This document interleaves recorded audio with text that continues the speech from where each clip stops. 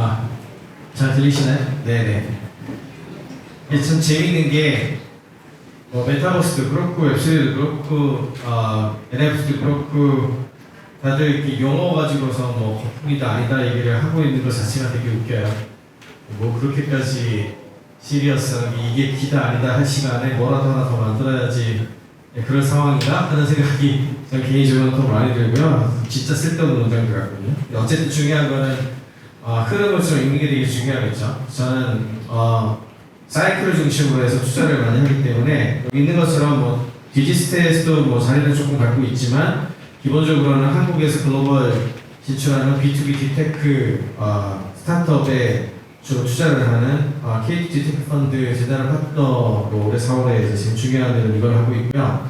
그래서 주 타겟은 AI나 블록체인이나 웹3, 메타버스, VR, AR 포함해가지고 넥스트 제너레이션 세 번째 IT 기술의 사이클로 저는 부르는데 이 사이클의 가장 중요한 어떤 내용들을 가지고 있는 곳에 주로 투자를 하고 있습니다. 그래서 저는 항상 히스토리컬 사이클을 되게 중요하게 생각을 하고요. 그 다음에 이 과정에서 메타버스도 똑같게 보고 있고 NFT도 그렇고 웹3도 그렇고 이 사이클 안에서 동작하는 걸로 보고 있어요. 다만 이제 관점을 조금 인터넷 네트워크를 중심으로 해서 보느냐 아니면은 조금 종합적으로 보느냐 그 전 정도의 차이지 실질적인 부분들은 모든 것이 연결되어 있기 때문에 전체적인 사이클을 읽는 게 제일 중요하다고 생각을 하고 있고요. 대략 지금 IT 분야 같은 경우에는 한 20년 정도 주기로 지금 사이클이 돌고 있습니다. 대략적으로 봤을 때. 20년 주기의 첫 번째 사이클은 저는 이제 PC 윈도우 인터넷 사이클이라고 부르고 1980년대 말에 시작해서 대략 한 2000년대 중반까지 진행됐었던 20년 사이클이죠. 항상 보면은 지금까지의 사이클들은 대체로 하드웨어가 먼저 공급이 되고 그 다음에 소프트웨어와 네트워크 서비스가 제공이 되면서 유저 비헤이비어가 변해가는 서비스와 콘텐츠가 풍성하게 나타나면서 전반적인 우리 생활 전체가 변해가는 그런 사이클을 일반적으로 돌았는데요. 예를 들어 첫 번째 사이클 같은 경우에는 80년대 후반에 IBM PC 컴퓨터 부스트가 등장을 하면서 이제 소위 얘기하는 IT 산업 자체가 기존 전통 산업을 넘어설 수 있는 가능성을 처음으로 보여준 시기고 이때 이제 초반 5년 정도는 하드웨어를 주도했었던 기업들이 진행이 됐었지만 그 이후에는 잘 아시는 것 같이 윈도우 95의 등장과 함께 소프트웨어가 리딩을 하고 하드웨어 분야 같은 경우는 특히 완제품이 아니라 인텔처럼 가장 중요한 칩셋들을 제공하는 회사들가 주도권을 지는 시기가 됐죠. 그래서 이렇게 이제 인텔 제국의 시대가 초반 한 10년 정도를 차지를 했고 후반에 가게 되면 이 사이클에서 B2C 프로덕트가 없었거든요. B2C 프로덕트는 인터넷이 공급이 되면서 초고속 인터넷망이 깔리고 월드와이드 웹이라고 하는 기술이 공급이 되면서 굉장히 쉽고 빠르게 네트워크에 접속 가능해지니까 그때부터 HTML을 중심으로 한 문서가 이제 인터넷 속에 공유가 되기 시작을 했고 여기에 검색이나 포털 같은 것들이 등장하게 되면서 우리가 알고 있는 구글이나 네이버 같은 회사가 등장을 하고 후반에 굉장히 다양한 닷컴버블도 등장을 했었고요. 그때 이제 인터넷 혁명의 시기라고 불렀던 시기가 이제 1995년부터 2001년까지 붐이었고 2001년부터 한 10년 동안은 이제 컨solidation 이렇게 안정화가 되는 이제 사이클이 돌았죠. 한 전반하고 후반을 나누어 볼 수가 있고요. 두 번째 사이클이 이제 2007년에 아이폰 발매와 함께 시작된 모바일 사이클이죠. 스마트폰이 등장을 하고 그 다음에 초반에 엄청 우리가 생각하는 것처럼 빨리 공급된 것 같지만 실제 수치를 보면 그렇지가 않아요. 첫 해 6개월 동안 136만 대 꼴랑 팔았고요. 그 다음에 2008년 1년 내내 1000만 대, 2009년에 2000만 대 이 정도 판매됐었거든요. 한국에 2009년 11월 말에 들어왔죠. 그때만 하더라도 난리가 난 것 같지만 실제로 연간 스마트폰 판매량이 제가 가끔 인용하는 수치지만 한 14억 대, 15억 대 판매되는 시장이에요. 거기에서 한 해에 2천만 대 팔았다고 난리 날 건 아니죠. 전체 점유율로 보면 2%가 안 되는 상황이었기 때문에 그런데 이 시기에 2010년에 이제 삼성전자 같은 경우에는 이제 발빠르게 이쪽으로 들어와서 따라잡기 시작을 했고 모두가 알게 된 시점은 한 5년 정도 지나서 2012년 정도 지나게 되면은 모바일이 거의 모든 곳에 페네트레이션 돼서 바뀌겠구나 인지하게 되죠. 그리고 여기에서 이제 소프트웨어 쪽으로 가게 되면은 모바일에서 쓰이는 소프트웨어의 구조나 어떤 스펙이 PC 쪽에서 있었던 거랑 완전히 달라지죠. 뭐 누구도 파워포인트, 엑셀 같은 거 안 쓰시잖아요. 그 다음에 검색도 거의 샷 검색하시죠.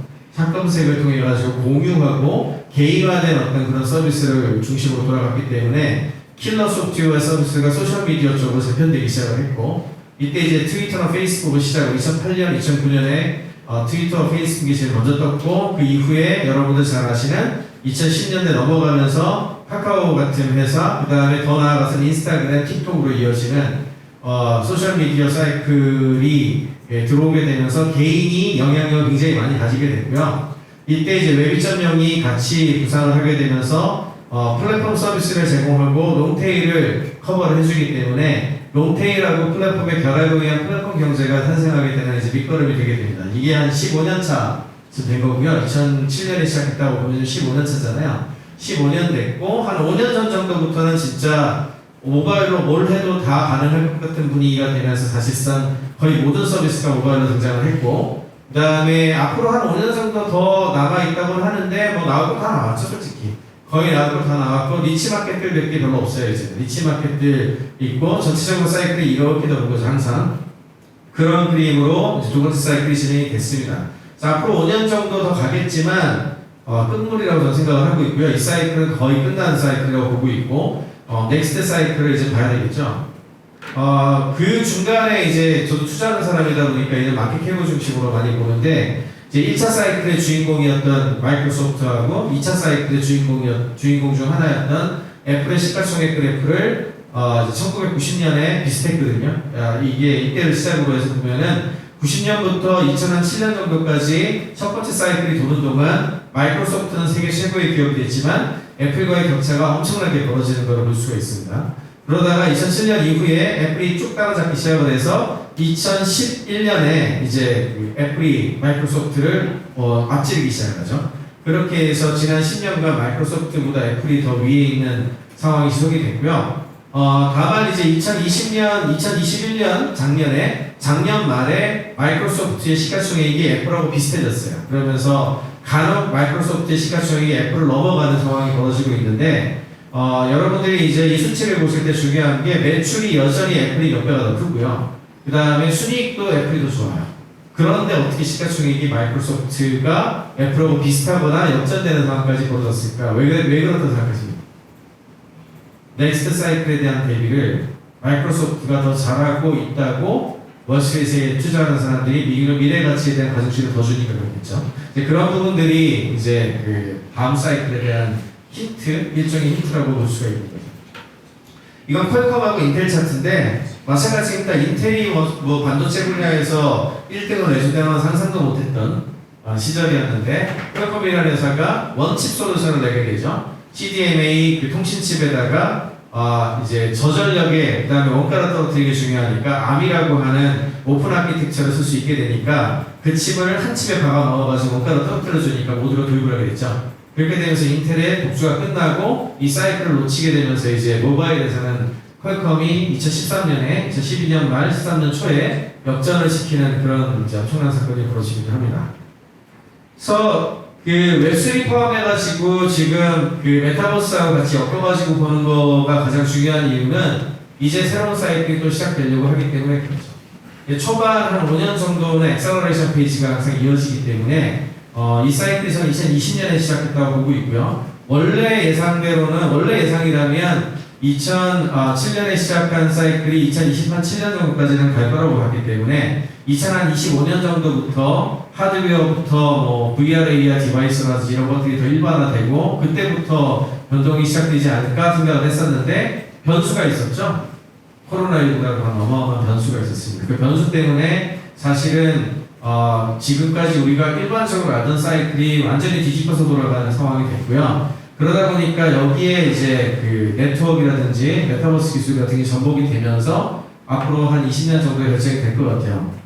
이거는 이제 매튜볼이라고 이런 메타버스 같은 거를 얘기할 때에도 이제 가장 많이 인용되는 그림 중에 하나인데, 이분이 이야기하는 퍼스펙티브 뷰하고 저하고 굉장히 비슷하기 때문에, 왜냐하면 이분도 투자자거든요.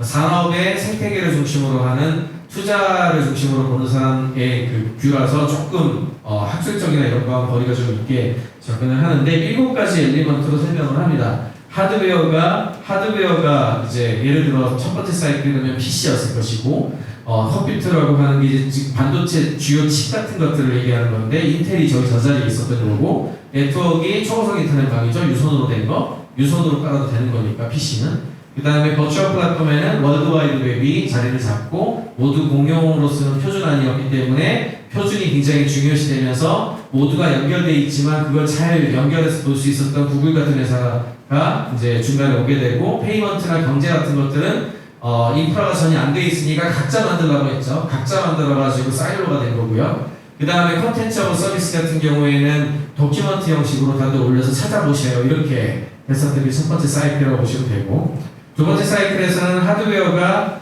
모바일 PC로 이제 들어가게 되니까 안드로이드라든지 혹은 아이폰 같은 것들이 더 약간을 하게 됐는데 가장 큰 차이점은 PC는 검색해서 소모하는 데 많이 쓰이지만 휴대폰은 데이터를 사진을 찍고 촬영을 하고 등등 자기가 직접 생산하는 양이 굉장히 많습니다. 그래서 생산자 역할도 하게 되는데 여기에 컴퓨터에 해당한 칩이 이제 퀄컴이라는 회사 그 다음에 퀄컴의 기술이 ARM이라고 하는 오픈 아키텍처를 중심으로 했기 때문에 애플이나 삼성전자 같은 데에서 독자적으로 칩을 생산할 수 있는 구조가 됐고 반도체 산업의 경우 파운드리 같은 것들이 생겨나는 계기가 됐죠. 왜냐하면 전에는 종합반도체로 해가지고 다 만들었는데 이제는 설계 따로 만드는 데 따로 이렇게 되니까 TSMC 같은 회사가 등장을 하게 되는 계기가 나타나게 되고요. 네트워크는 전부 모바일로 넘어가면서 이제 LTE가 굉장히 중요한 역할을 했고 그 다음에 이제 버추얼 플랫폼하고 스탠다드 같은 경우에는 특정한 벤더의 운영체제하고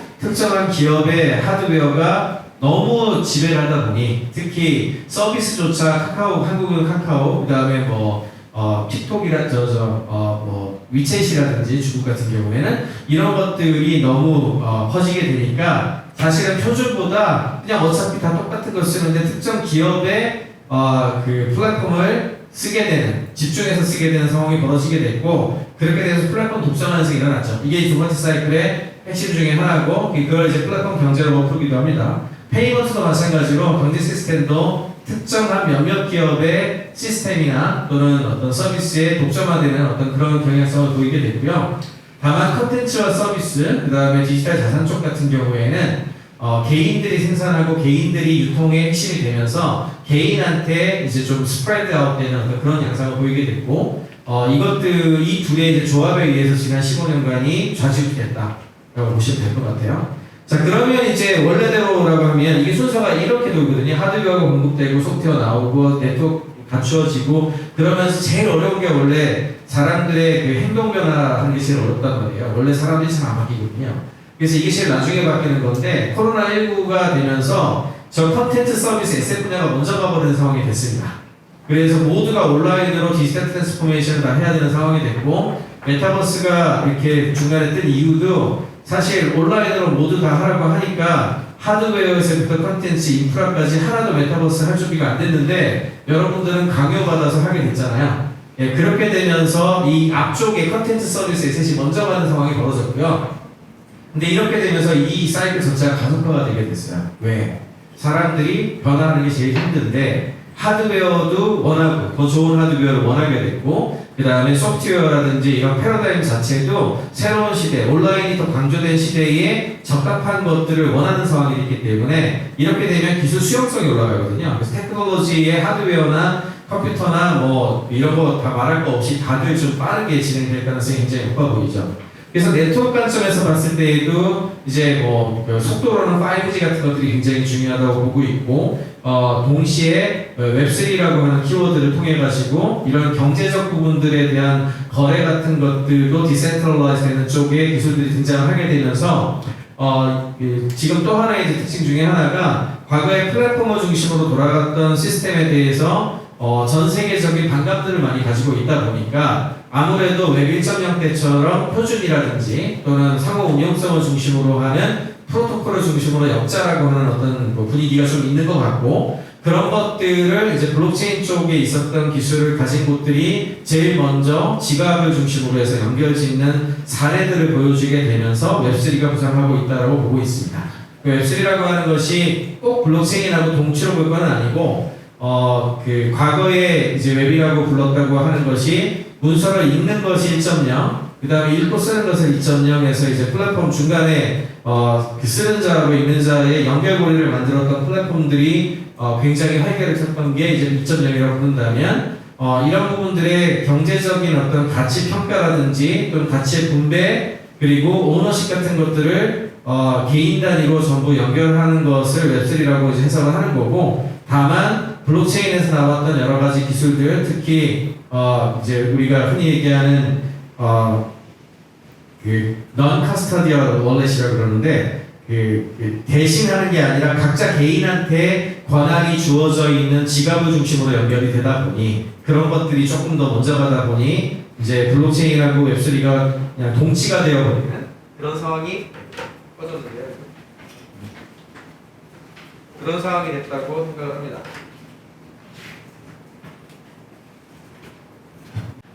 네, 그래서 웹3가 조금 더 큰 개념이라고 생각을 하는데, 그래도 이제 이 상황을 실질적으로 지금 제공을 한 게 이제 블록체인 쪽이기 때문에, 블록체인 쪽이 이제 진행된 상황도 한번 보면은 벌써 한 4번째 정도 그 이터레이션에 들어가 있는 것 같아요. 첫 번째는 2008년 이때 등장한 거는 그냥 1메가바이트밖에 안 되는 블록 안에 그냥 거래 기록 정도 적는 수준의 실험체였다고 저는 생각하거든요. 실험체인데 어쩌다가 이게 전 세계적으로 퍼지는 바람에 사실 다른 데 쓸 거 하나도 없는데도 불구하고 금처럼 취급되는 상황이 됐죠. 이제 이게 비트코인이 첫 번째 1.0을 얘기하는 거고, 2013년에 이제 이더리움의 백서가 나오고 2014년에 이더리움이 등장하면서 기록을 장부의 기록 말고 프로그램 코드를 기록하게 만들었죠. 많은 스마트 컨트랙트라고 하지만 그냥 프로그램 코드죠. 프로그램 코드를 등록하게 되면서 전 세계 컴퓨터가 네트워크 컴퓨터처럼 동작하게 만드는 아키텍처, 그림을 짭니다. 그림. 실제로 돌아가지 않았다고 생각하시면 되고요. 그림을 짜고 그 비전을 선포한 게 이더리움이라고 하는 그래서 등장이었고, 그때 이제 블록체인이 이제 두 번째 세대에 넘어가게 됐고요. 그렇지만 중요한 거는 이게 실제로 워킹할 수 있는 걸 증명한 적이 없었어요. 그리고 실제로 워킹하는 덱이 하나 나왔는데 2017년에 거의 박살이 날 정도로 네트워크가 안 돌아갔으니까 거의 뻥이었다고 생각하시면 되겠죠. 그 당시만 하더라도. 예, 그랬는데 이제 블록체인 3.0 때는 이제 이 기술 자체가 인프라처럼 사용되는 게 어떨까라고 해서 프라이빗 블록체인 기술이 퍼지게 되면서 이런 걸 이제 분산화된 ledger 장부라고 부르는데, 이런 걸 통해서 기업들이 많이 도입을 하고 특히 서플라이 체인 쪽에 접목하는 그런 종류들이 늘어나게 되는데, 이제 이런 걸 이제 블록체인 3.0이라고 부른다면 이제 드디어 NFT가 등장을 하면서 디지털로 거래라든지 자산 처리라든지 이런 것들을 해야 되는 수요가 늘게 되니까 그런 부분들을 활용을 해서 산업계에 굉장히 많이 적용을 해야 되는 상황이 됐죠. 그래서 지금의 상황을 이제 블록체인 쪽에서는 또 4.0이라고 불러요. 1, 2, 3, 4를 이렇게 나누고 있고요. 이걸 조금 더 세분화해서 보면은 2008, 9년엔 진짜 익스페리멘털 스테이지, 이거 진짜 되는 거 맞아? 하고 수많은 사람들이 한번 비트코인 마이닝도 해보고 이랬던 상황이라고 생각한다면 2010년부터 12년까지는 기기죠. 진짜 좀 빨리 하는 사람, 얼리 어댑터들이 이것저것 해보고 거래소도 만들어보고 이랬던 시기고, 그러다가 2013년, 14년, 15년에 이제 이더리움이 등장하면서 실리콘밸리 자금이 이때 들어오거든요. 실리콘밸리 자금이 이때 들어오면서 돈이 들어오니까 인재가 몰리고 사람들이 조금씩 뭔가를 만들어내기 시작을 했고, 첫 번째 피크는 2016년부터 17년, 18년 이때 우리 알고 있는 암호화폐 거래소들 되면서 비트코인 가격 막 오르고 난리 났을 때 그 시기입니다. 그 시기를 거치면서 이제 그로스를 굉장히 많이 하게 됐고요. 그렇지만 이제 너무 빨리 했기 때문에 거품이 뻥 터지죠. 뻥 터지면서 2018년 하반기 되면서 이제 완전히 크립토 겨울이라고 부르는 시기에 들어가게 되고, 놀랍게도 코로나19가 이때 이제 닥치면서 코로나19와 함께 디지털 전환이 굉장히 빨라지는 상황이 됐고, 디지털 전환이 빨라지게 되면 단순히 서비스만 쓰는 게 중요한 게 아니라 경제적으로 뭔가를 할 수 있는 어떤 인프라도 중요하잖아요. 그러다 보니까 산업계에서 2016년부터 18년까지 들어왔던 자금이나 테크놀로지가 실제로 어덥션이 되기 시작을 합니다. 2020년, 2021년 이때. 그렇게 되면서 산업화되는 단계의 진행이 됐고, 이제 올해부터는 아마도 지금 2021년을 기점으로 해서 이미 한번 2021년 8월 정도에 그냥 엄청나게 그 버블이 생겼다가 올해 한 3월 초, 2월 말 3월 초가 저는 피크였다고 생각하는데 올해 2월 말 3월 초 정도에 피크 찍고 거품이 확 꺼지는 상황이 이제 들어갔죠. 예, 거품이 확 꺼지고 나면 언제나 그렇듯이 진짜 제대로 머추리티 이제 그 성숙기에 들어가죠. 딱 그 상태라고 생각하시면 될 것 같아요. 이거는 지난 5년간 2012 이것도 왜 나오네요. 왔다 갔다 하네요. 이거는 2017년부터 12월 기준으로 해가지고 코인마켓캡에 있었던 탑10들을 한번 제가 나열을 해본 건데 5년 동안 일단 얘네 셋은 항상 있던 애들이고요. 얘네 셋은 항상 있던 애들이니까 넘어가고 이 셋을 제외하고 보시면은 사실은 뭐 생각보다 그렇게 큰 변화가 없어요. 그 얼굴에 그랬어요. 2017년에 있던 애가 2020년에도 있고 그래요. 다만 순위가 좀 오르락 내리락 뭐 이랬던 수준이죠. 그 말은 무슨 얘기냐? 그냥 자산으로만 쓰였지 뭐 별반 쓸데가 없었다는 얘기입니다. 솔직히 말해서. 이제 그런 상황으로 한 2020년까지 갔는데 2021년에 탑10이 좀 많이 달라졌죠. 이렇게 4개가 갑자기 새롭게 등장을 해요.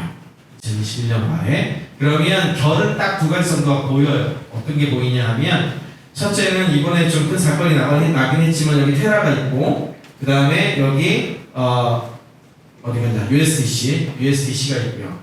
그 이제 테더는 이미 옛날부터 있었는데 얘네들이 다 스테이블 코인이에요. 스테이블 코인이 왜 이렇게까지 지난 1, 2년 동안 급증을 했냐 하면은 원래 암호화폐가 등락이 심하면 화폐로서 사용될 수 있는 가능성이 낮다라고 항상 얘기를 하죠. 그래서 이게 패깅이 돼서 달러하고 비슷해지잖아요. 그러면은 그걸 활용한 다양한 상품을 만들 수 있게 됩니다. 그래서 디파이라고 부르는 파이낸스가 이때 이제 2019년에 특히 활발하게 만들어진 계기가 스테이블 코인의 등장과 함께 시작했다고 보셔도 되고요. 물론 이제 이번에 테라루나 사건처럼 이제 큰 파장을 일으키는 일도 벌어졌지만 확실한 거는 그전에는 그냥 금처럼 그냥 뭐 특별히 쓸데가 없는 것 같은데 라고 믿어왔던 종류들이 실제로 어떤 뭔가를 할 수 있게 됐다는 걸 증명한 사례가 됐기 때문에 그게 이제 첫 번째 중요한 종류라고 보면 되고요. 그 다음에 눈에 띄는 게 솔라나하고 저 아발란치 같은 것들인데 아발란치나 솔라나 같은 경우에는 딱 타겟이 명확한 프로덕트들을 냈죠. 솔라나 같은 경우에는 특히 NFT 마켓플레이스 리더부터 더 먼저 매직 이든이라고 하는 걸 내면서 NFT 붐을 주도한 체인이거든요. 그러니까 저 밑에 있던 애가 이렇게 팍 올라오는 그런 계기가 됐고 아발란치 같은 경우에는 지금 현존하는 블록체인 중에 가장 속도가 빠르죠. 예, 그 가장 속도가 빠른 프로토콜을 중심으로 해서 다양한 곳에 쓰일 수 있다라고 하는 어떤 계기를 보여주게 되는데 이때 등장한 애들의 상당수가 2016년부터 18년까지 거품기에 ICO 했던 애들이에요. 90%는 사실 사기도 되고 뭐 없어진 것도 많고 뭐 그런데 닷컴버부터 똑같았어요. 여러분들 역사를 뒤돌아보면 우리는 계속해서 그런 역사의 사이클을 반복을 하고 있는데 언제나 뭐 상당수는 망했지만 그동안 제대로 준비했었던 것들이 실제로 이제 우리 상황을 바꾸게 되는 그런 계기를 가지게 되죠. 그러다가 얘가 등장을 했죠. NFT가 등장을 했습니다. 사실은 생각보다 되게 오래된 기술이죠. 생각보다 되게 오래된 기술이고 개념 자체가 셋업된 거는 2013년부터 다양한 어떤 프로젝트에서 개념들이 보이기 시작을 했는데 표준 프로토콜로 정립이 된 시기가 2017년이에요. 그래서 ES721번이라고 하는 프로토콜에 의해서 정립이 되게 되고 이거를 이용한 첫 번째 제품이 10월 달에 발매가 된 크립토키티라고 하는 고양이 이제 뭐 다마고치 비슷한 고양이 이제 교배에서 노력들이 나오는 가격 뛰고 뭐 이런 일종의 엑시인피니티의 원조라고 보시면 되는데 그런 녀석이 나오게 되는데 그때만 하더라도 사실은 이걸 무엇에 쓸지 잘 몰라서 그 정도로 썼던 거죠. 그러니까 이 기술 자체는 되게 단순한 기술이거든요. 혼접을 하지 않다는 것은 쪼갤 수 없다라는 얘기고 쪼개지 못하게 했더니 고유성이 생겨버린 그런 특징을 갖고 있거든요. 예를 들어서 제가 그냥 디지털 태그라고 말씀을 많이 드리는데 표준화된 디지털 태그라는 말씀을 저는 많이 드리는데 어떤 토큰을 막 쪼개게 하잖아요. 그러면 그 남바에 해당하는 그 토큰의 정체성이 사라져버리죠. 예를 들어 여기 계신 분들 여기 계신 여기 황치효 기자님을 예를 들어서 사람은 아무래도 좀 잔인한 얘기여서 황 기자님 얘기할게요. 황 기자님한테 남바를 부여를 해서 이분 아이덴티티를 알게 하면 좋겠는데 만약에 쪼갤 수 있게 해놓으면은 머리를 자르고 팔을 빼내고 뭐 다리를 자르고 뭐 이래버리면 그 덩어리 하나하나가 황식이라는 사람이 되겠습니까? 그럴 수가 없죠. 남는 건 수치밖에 안 나요. 숫자밖에 안 남기 때문에 숫자밖에 남지 않는 거는 어딜 가나 쓸 수 있는 게 금융 쪽에 그 계산밖에 안 쓰이기 때문에 일부 암호화폐 쪽이나 블록체인 기술에 대한 토큰 쪽에 대한 거를 얘기했던 상당수의 사람들이 금융 쪽 어플리케이션 이외에 쓸 데가 없다라고 얘기했던 거란 말이에요. 그랬는데 이걸 못 쪼개게 했더니 어떻게 됐습니까? 유니크 넘버가 주어지게 되면서 모든 곳에서 확인 가능하게 됐죠. 이렇게 되면 할 수 있는 게 되게 많아요. 상상력에 달려있을 뿐이죠. 예를 들어서 여러분들이 생각하기에 국가가 우리나라가 여러분들 한 명 한 명을 알아보는 방법이 얼굴 보고 알아보겠습니까? 주민등록번호 보고 알아보지. 그러니까 국가의 시스템이라고 하는 것 안에 들어가 있는 프라이머리 키라고 그러죠. 그 숫자 남바를 가지고 여러분들 알아보는 거고요. 그 다음에 뭐 CU라든지 이런 뭐 편의점 같은 데에서 무슨 상품 같은 것들의 상품 같은 거 알아본다고 할 때에도 바코드를 찍잖아요. 그럼 숫자거든요. 그 숫자 가지고 알아보는 건데 문제는 CU의 정보 시스템에서 그렇게 모른다는 게 문제지. 그러면 이 NFT는 뭐냐? 그냥요 전 세계 어디서나 그 표준만 따르면 그 블록체인 안에 기록되어 있는 기록이에요. 근데 그 토큰 아이디가 정확하게 기록되어 있기 때문에 그게 어디에 있고 누가 뭘 만들었는지에 대한 거래가 확인된다는 거지. 그러니까 그 국가 시스템이나 이런 다른 데 시스템도 특정 시스템 안에 종속되지 않죠. 이렇게 되면은 그 차이예요. 완전히 공개되어 있는 체인 안에 고유 번호가 부여돼서 그냥 기록된다. 이게 NFT입니다. 그러다 보니까 이거를 그러면 거래 관련된 것들을 잘 기록하고 서비스 하나 만들면 뭐가 돼? 그게 마켓플레이스가 되는 거죠. 이런 식이에요. 그러니까 이걸 어디에 어떻게 쓸 것인가는 굉장히 오픈되어 있는 거죠. 그래서 이미 그 씨앗은 17년에 나왔는데 문제는 뭐냐? 이거를 무엇에 쓰는지 아는 사람이 아무도 없었다는 거지.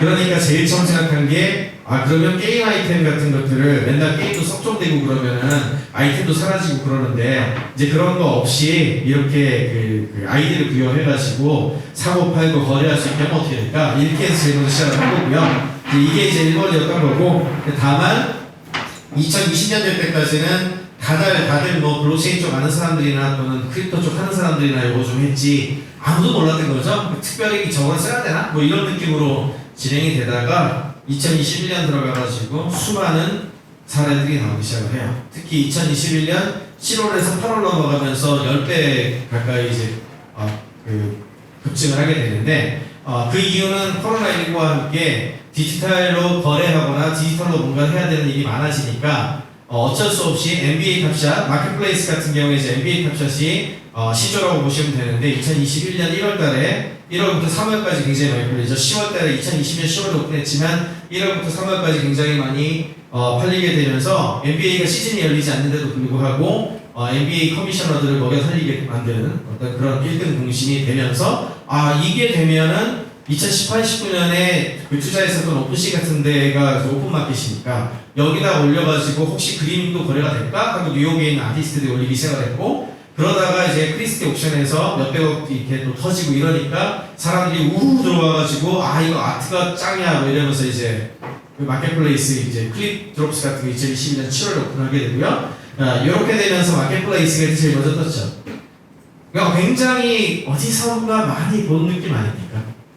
예, 인터넷 상거래 처음 나왔을 때 대한민국 대기업들 전부 다 전자상거래 플랫폼 만들었던 거랑 똑같습니다 지금. 그러니까 그런 식으로 원래 이게 제일 눈에 제일 많이 보이거든요. 저거부터 일단 먼저 들어가기 시작을 했고 그 다음에 이제 플렉스형 PFP라고 저는 부르는데 제일 대표적인 게 크립토펑크나 BAYC 같은 디지털에 자기 정체성을 보여주는데 어차피 바깥에 나가서 구찌백을 들고 다닐 수도 없고 람보르기니 끼고 나갈 수도 없는데 사실은 저 아이디를 원숙이나 저런 걸로 해놓게 되면은 누가 봐도 부럽게 되니까 거기에다가 소위 얘기하는 자기 이름조차 지우고 BAY에서 4547번 같은 숫자를 붙이질 않나 이렇게 하면서 플렉스를 하게 되죠. 이건 이제 플렉스형 PFP라고 좀 부르는데 저는 이건 그렇게 오래 간다고 생각하지 않아요.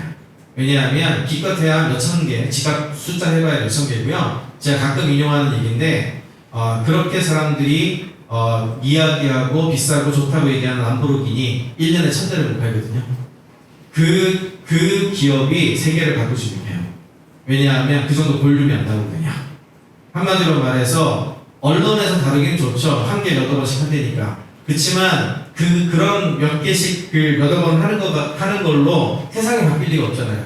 네, 그래서 이런 부분들이 굉장히 중요하고 사실은 이제 비탈릭 부테린이 그래서 비판을 많이 했죠. BAYC 같은 것들은 비판을 엄청 많이 하는 게 무슨 계급주의하냐 이런 얘기들도 굉장히 많이 했었던 걸로 아는데 저는 하여튼 이것도 이슈화하기 좋죠. 항상 이슈화해서 사람들이 이제 트리거 만드는 데는 도움이 되니까 크립토펑크나 BAYC 같은 게 이제 플렉스형으로서 작업을 하게 됐고 그 다음에 이제 디지털로 자산 같은 것들이 많아지니까 부동산이나 패션이나 뭐 할 거 없이 샌드박스나 디센트럴러드가 대표적인데 디지털 자산 같은 것 쪽으로도 진행되는 모형들 그 다음에 커뮤니티나 산업 생태계와 함께 트레저스쿨 같은 데가 엄청 잘 알고 있는데 한국에서는 기업들과의 연계성을 통해 가지고 만들어가는 부분들 또는 AOG처럼 뭐 몇 년 동안 돈을 모아가지고 MMORPG 같은 게임을 만들어 보자라고 하는 그런 프로젝트라든지 또는 보이스버스 같이 웹3 시대가 왔다고 했을 때 보이스라고 하는 서비스를 어떻게 만들 것인가 그리고 보이스라는 서비스하고 NFT가 연결돼서 이제 웹 기반의 서브스크립션 기반 또는 이제 구독 경제 형태로 되어 있던 것을 사람들이 이걸 쉐어하는 방식으로 서비스가 돌아가게 하는 시도를 하는 그런 것도 나오기 시작을 했고 마지막에 이제 파이낸스가 붙기 시작을 했죠. Everything Finance라고 이제 하는 개념이 나올 거라고 저는 보는데 웹 1.0과 함께 제가 제일 중요하게 얘기했었던 특히 웹 1.0에서 2.0으로 넘어갈 때 모든 사람과 모든 기업이 미디어이고 모든 기업이 미디어가 될 거다라고 하는 게 제사회불이라는 책 쓸 때 제가 제일 중요하게 했던 얘기인데 지금 이 상황에서는 이제 앞으로 한 10년, 20년 얘기해보자면 모든 기업과 모든 개인이 금융기관화 될 거다 라고 하는 것이 가장 중요한 변화의 틀이라고 생각을 합니다. 그러려면 바뀌어야 될 게 엄청 많겠죠. 준비가 안 된 것도 너무 많고요. 제도에서부터 인프라에서부터 서비스에부터 비어있는 게 한두 개가 아니고 완성되어 있는 게 아니고 지금 너무 해야 될 게 많은 상황인 거예요. 그러니까 그래서 초입이라고 말씀드릴 수가 있는 거고 그러다 보니까 뭐 이런 것들을 퍼블리싱하는 어떤 그런 플랫폼들도 많이 등장을 하게 되고 뭐 이렇게 여러 개의 토큰을 활용을 해서 다양한 것들과 연결하게 되는 어떤 그런 구조를 짠다든지 또는 DAO 같은 걸 만들어서 투자를 한다든지 뭐 이런 것들도 이제 굉장히 많이 활발하게 진행이 되고 있습니다. 또 한 가지는 지금 이런 변화가 가져오는 또 하나의 큰 변화가 뭐냐면은 기존의 법률 체계하고 너무 많이 부딪혀요. 기존의 규제하고도 너무 많이 부딪히고 그래서 DAO를 중심으로 하는 어떤 이런 체계가 기존 시스템하고 연결짓기 위한 작업들이 되게 많이 필요하다 보니까 최근에 이런 합법화를 하기 위한 여러 구조들을 고민하는 것들도 많이 등장을 하게 됐고 그런 것들을 리갈 웹프라고 부르는데 그러면 라오스라고 부르거든요. 리갈 어토노머스 오르가니제이션이라고 그런 것에 대한 것들도 등장을 하고 최근에 가장 큰 투자를 받은 데 중에 하나죠. CDKT 같은 것은 웹3를 활용을 해서 투자 클럽을 금방금방 만들고 지갑들을 서로 다 연결한 뒤에 확인한 다음에 크립토로 그냥 투자를 하는 뭐 이런 것들도 막 등장을 하게 되죠. 그러니까 앞으로 사례가 굉장히 많이 등장을 할 텐데 결과적으로 이제 정리를 하자면 시간이 이제 거의 다 돼가지고 정리를 하자면 아까 말씀드린 20년 사이클을 웹의 관점에서 다시 재해석을 할 거예요. 저는 그래서 웹3가 너무 웹 관점에서만 보고 있어가지고 약간 시야가 좁다라고 생각을 하는데 그보다는 아까 말씀드린 것처럼 하드웨어, 소프트웨어, 서비스, 컨텐츠, 유저 비헤이비어, 그 다음에 네트워크, 그 다음에 프로젝트까지 한꺼번에 그 20년 사이클로 보는 게 맞다고 생각을 하지만 네트워크 관점에서 돌아보면은 인터넷이라고 부르는 게 1970년대 등장했을 때에는 그냥 컴퓨터와 노드라고 부르죠. 노드와 네트워크 연결과 패킷이 왔다 갔다 하는 걸로 끝이었어요. 그러니까 아무도 안 쓴 거죠. 왜? 학술이나 또는 연구소 같은 데서만 쓰는 거죠. 그러다가 HTML이라고 하는 게 등장을 하면서 너무나 읽기 편하고 포인트 앤 클릭으로 다 되잖아요. 그러니까 1990년대 말에 닷컴 버블과 함께 웹 1.0의 시대가 오게 되고 그때부터 20년을 풍미를 하게 됩니다. 웹 1.0.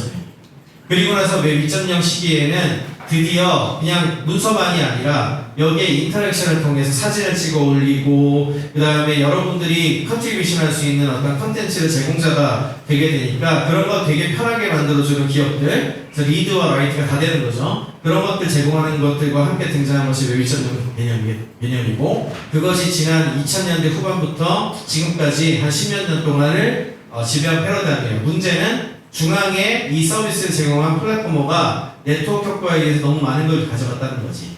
그 다음에 이제 앞으로 오게 될 레서처는 여기는 트러스트하고 베리파이어업이 들어가 있고, 어떤 사람들은 오너십이라고 표현하기도 해요. 근데 여기에서 핵심은 이렇게 되면은 지갑이라든지 또는 개인들이 경제적인 부분들이나 거래의 포인트가 돼서 그들과 함께 연결 짓는 구조로 가게 될 것이다라고 하는 것이 웹 3.0 개념으로 이제 해석을 하고 있습니다.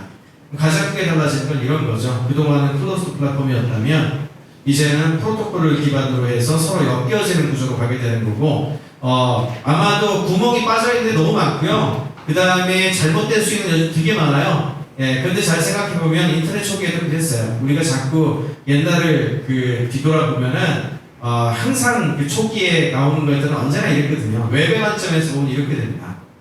근데 꼭 말씀드리고 싶은 거는 특정한 기술 용어에 좀 메모리지 좀 말자. 그거 논쟁하는데 우선 메타버스가 이건 어떻고 저건 어떻고요.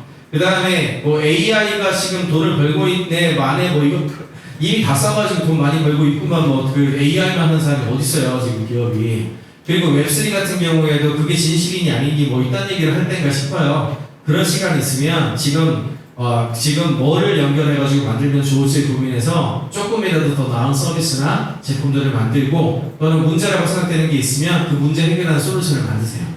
네, 그러면 넥스트 20년을 주도할 수 있을 거라고 봅니다. 여기까지 하고 마치겠습니다.